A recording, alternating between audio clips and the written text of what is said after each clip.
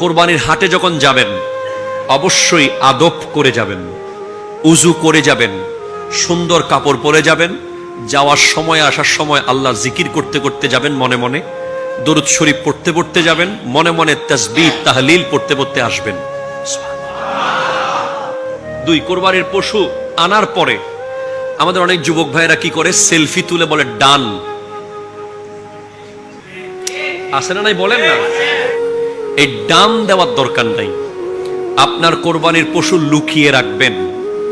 জনগণ জিজ্ঞেস করলে সেটা ভিন্ন কথা, তবে কখনো এজন্য জিজ্ঞেস করবেন না ইস ঠকে গেলাম মনে হয়, ইস জিতে গেলাম মনে হয়, একদিন পরে নিলে মনে হয় একটু ভালো পেতাম, একদিন পরে নিলে মনে হয় একটু ভালোই হতো। এইভাবে কোনো মাইন্ডে আনা যাবে? কথা ক্লিয়ার কিনা বলেন না? 3, কোন গরিব মানুষ আপনার আশেপাশে আছে যারা কোরবানি দেওয়ার সামর্থ্য রাখে না, ওদেরকে এমন ভাবে প্রশ্ন করবেন না যাতে সে মনে কষ্ট পায়। এবছর কোরবানি দিচ্ছেন না, আল্লাহ এবার মনে হয় আপনারা কোরবানি দিতে পারতেছেন না মনে হয়, বা এবার কি কিনতেছেন, আরে এটা তো অনেক ছোট হয়েছে, আচ্ছা কোনো মতো একটা কিনে ফেলেন না, আর কয় টাকা লাগবে। এমন কোনো লাইন বলা যাবে না যে ওই মানুষটা যেন কোরবানি করতে পারতেছে না বলে যেন মনে কষ্ট না পায়। এই জন্য আপনাকে সতর্ক থাকতে হবে। কথা বলেন ঠিক কিনা? যদি আপনার আশেপাশে কোনো গরিব থাকে, আপনি তাকে বলবেন যে আপনাদের গরু এটা, আপনার গরু এটা আপনার, কি বলবেন বুঝতে পারেন নাই? ওকে এমন ভাবে ডাকবেন কোরবানির সময়, মসজিদে যাওয়ার সময়, যাতে ওনার মনেই না হয় যে উনি কোরবানির গরু কিনে নাই। আপনারটার সাথে সে এমন ভাবে জড়িয়ে রাখবেন থাকে যেন উনি মনে করে যে এই গরুটা ওনার। যদি ওনাকে এটা মনে করাইতে পারেন যে এই পশুটা ওনার পশু, তাহলে আপনার কাজ হয়ে গেছে। আপনি 50,000 কেজি গরুর গোশত খাওয়াচ্ছে, যদি কিয়ামতের মাঠে ওই পশুটা আপনাকে পুলসিরাত পার করিয়ে দেয়, আপনি এক টুকরো না খান না, কি হয়েছে? কথা বলেন।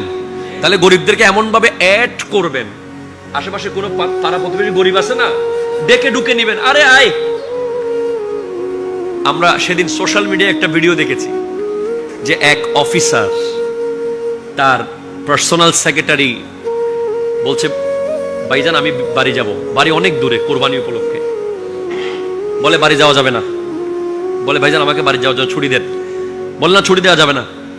আমি টিকিট করে বেশি, আরে টিকিট করলে বাদ দে, টিকিট তোর কাজ আছে, যেতে পারবি না। এখন বলে চল আগে গরুর হাটে যাই।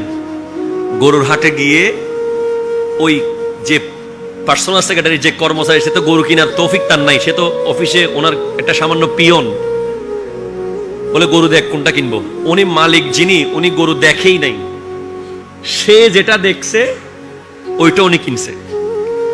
কিনার পরে বাসায় গিয়ে দেখে মালিকে গাড়ি পাঠিয়ে গ্রাম থেকে ওই পিয়নের পরিবারকে শহরে নিয়ে আসছে। আনার পরে ঘরে যখন যায়, পিয়নের বাচ্চা কাচ্চা সব দৌড়ে বের হয় আব্বা বলে। এরপর বলে আব্বা আমাদের গরু। বলে মালিক বলতেছে তোমার আব্বা কিনছে, এটা তোমার গরু। এরপরে কোরবানির দিন হাটে যখন যাচ্ছে মসজিদে, মালিক আর কর্মচারী একই রকম পাঞ্জাবি।